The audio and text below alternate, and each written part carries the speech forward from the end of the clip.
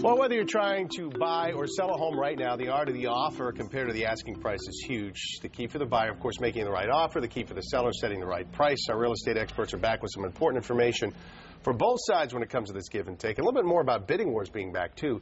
John Maggio and Anthony LaMacchia from Maggio and LaMacchia Realty are back with us this morning. And these are essentially questions that you guys get all the time, because when someone's selling a house or buying a house, they're like, well, what's the approach? So let's start with the buyers first. No one ever offers the asking price, correct? That's the exact question we get from buyers. So when you're doing that, it's like, well, I know, this is part of the game, if you will. So what is a reasonable offer then? That's the most famous question that we get from buyers. And it all depends on the property. All depends what it's listed at. Obviously, you're not going to offer asking price if the home is overpriced. But if the home is priced just right, or even a little bit lower compared to all the houses in the neighborhood, then you had better offer asking price. Well, let me ask you, John, what should you be willing to meet the asking price at the outset? You go in, you see the price, you say, I want this home, then I'm okay with that. In some cases, absolutely. In some cases, we're even seeing over asking, because what's changed with buyers now is they have the resources very similar to what we have.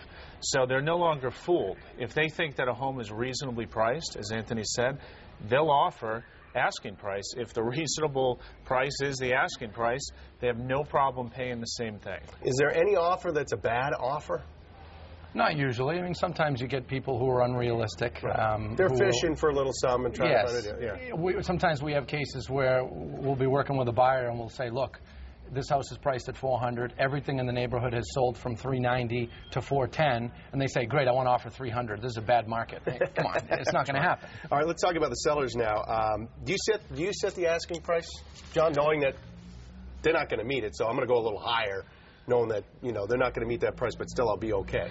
We don't. Some do. I mean, we always tell sellers the market sets the price. So the goal is to pull as many like properties there are in comparison to your property and set a reasonable price. Do not build a lot of fat into the price. We don't agree with that, because once again, you can't fool the buyers.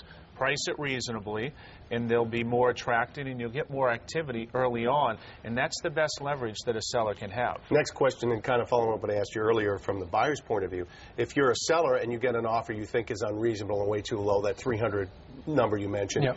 Do you bother responding to that, or you just say, we're too far apart to even? If it's way too low, we tell our sellers just to deny the offer. Because if you're on at $400,000 and the house is clearly worth $400, then why are you going to counter? Right. If they're coming in at $300, they're not real. All right. I want to ask you about the bidding wars, too, because remember this from the good old days of real estate a few years ago. Sure. You put a house on the market, and you'd have 4 or 5 people maybe bidding and overbidding and then going over asking price. And that's coming back in some areas. It is. I mean, if it's a popular price point within a given town and you've got a decent-sized buyer pool, you're going to see multiple offers. We're seeing it every week, every weekend. We were just laughing about multiple offer Mondays, we're calling them, because we're seeing that type of activity.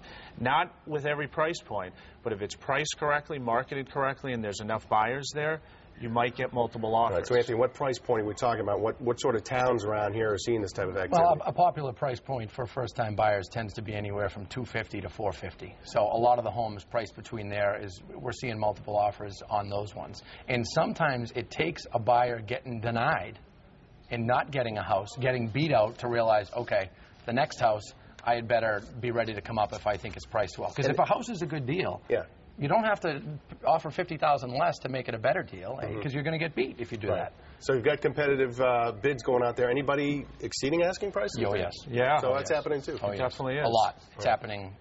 Not just with our listings. I mean, it's happening. We represent a lot of buyers, and we've had buyers, we give them the best advice we can. We think you should go up to $500, and then somebody else comes in and pays $510. It happens. Yeah, well, if you're sitting on the fence now, you hear that type of stuff, you're like, I better jump in here, because good time to sell, it sounds like. Yeah, it's the best spring market I've ever seen. And a great time to buy. Right. John Maggio, Anthony LaMacchia, gentlemen, as always, we appreciate your expertise. Thank you. Thanks for coming in this morning. Fox 25 Morning News at 9 starts right now.